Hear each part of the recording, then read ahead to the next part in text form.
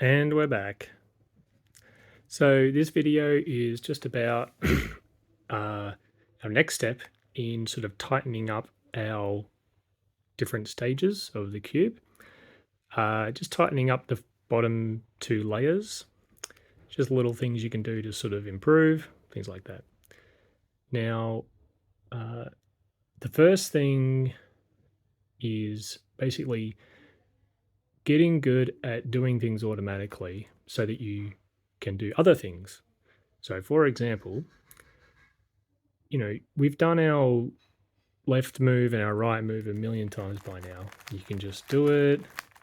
And again, even if you don't do it super blindingly fast, you should be able to do it without really thinking about it. Now, the benefit of that is that, just say we're going to solve this piece here, right? So we know what to do. We move this over to the blue side. There it is. And we're going to put this down here. Now, what we're going to do, actually, and this is good practice actually, is before we solve this, we're going to look. If you can't see one straight away, maybe you'll see it as you do it. But we'll look for another white piece. So there's another white piece right here, okay? So what we can do, instead of because you should be able to do this with your eyes closed, like that move, like putting this blue piece down here, you should be able to do that with your eyes closed.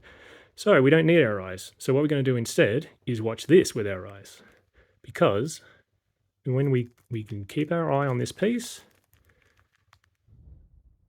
Yep, there it is. And then we can straight away go into solving this. Now, while I'm going to solve this, I see one over here, I see one over here. Let's just keep an eye on those. Oh, it's over there. Okay, but you get the idea. So basically, you can start planning your next move, or at least know you don't have to like start from scratch. You don't have to, if I do this, one, I can see that one there. That's the one I'm doing. While I'm doing that, I see this guy.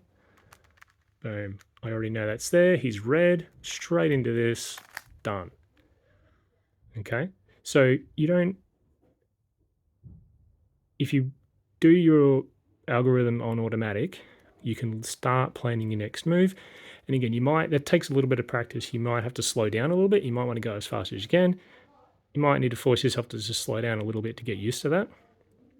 But that is something that will tighten up your speed and also becomes really useful later if you do decide to learn. There's another technique called F2L that you can learn later on. It becomes very important in that.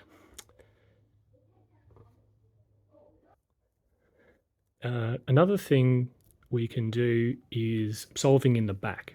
Okay, so in the last video, I talked about how you don't want to rotate the whole cube around if you can help it. So one of the things you can do when you're still doing the bottom layer is, just say I have this situation here. I have this orange piece and I have a red side here. So I know straight away, looking at this red piece, that the orange is on the opposite side. And this is my orange piece. It needs to go in that side. Now, what you would probably doing at this point is you turn the whole cube around, bring this around, and do your solve. But what we can do instead is push that round to the other side, like that. And then we can do this move, and you can sort of you can work it out by yourself. Just because you've done it so many times, you can kind of see how everything's move around. But if you want to just follow the movement, you can learn it as an algorithm as well. But you just go up, pull, back down, and that has put that in that spot. Okay, so let's just do that again with this one. So here we have blue and we have green. I'm going to flip it around to the other side. I'm going to pull it, whoops, wrong way, back down again. There it is. Okay, now we're going to do one on the left. So we got this red one and the orange side. It's going to pop it around to where the side it's supposed to be on. Going to go up, bam, bam, and there it is.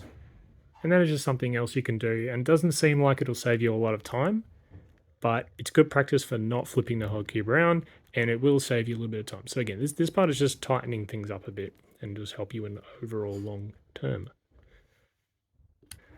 The next part is our middle layer. So we've solved the bottom layer, we've moved on to our middle layer. Now, you can, what I like to do with this is that I know this is sort of, I know we broke this into basically two sections, right? Like we find this, we push it away, we do our move, and then we sort of, in our head, we start again and we do our other move, okay? But what the better thing to do is just treat that as one long move, because the thing is, the way, even though it has a cube rotation in the middle of that, it feels like it's sort of, you know, two moves separated by a cube rotation. A cube rotation is kind of its own, just part of the move. And the cube rotation is always the same. So if you're doing it from this direction, you go boom, boom, boom. So it's like it's all one flowing move, and treat it like that, because you will, this will happen automatically because you'll do it so many times that your hands will just, you know, get there. But just as a, you know, something to keep in mind is, yeah, just treat it as one long move. The other thing we can do is sort of similar to the first layer, where we do the move, doing the move automatically, and we're looking for the next piece. So for example, I have this piece here, I know what to do. I've also got another piece over here. So what I can do is I can start doing this and keep an eye on that other piece. There it is. It's right there, okay? So while I was doing that other one, I can also track this piece. But again, this takes practice and practice, and you have to be able to do that move with your eyes closed. If you can't do it with your eyes closed, then, you know, you need to keep practicing. So then when you've been tracking this piece, you get to here, and you automatically know, all right, I know exactly where this needs to go. It needs to go right across there. Here we go. You know, and the rest of it.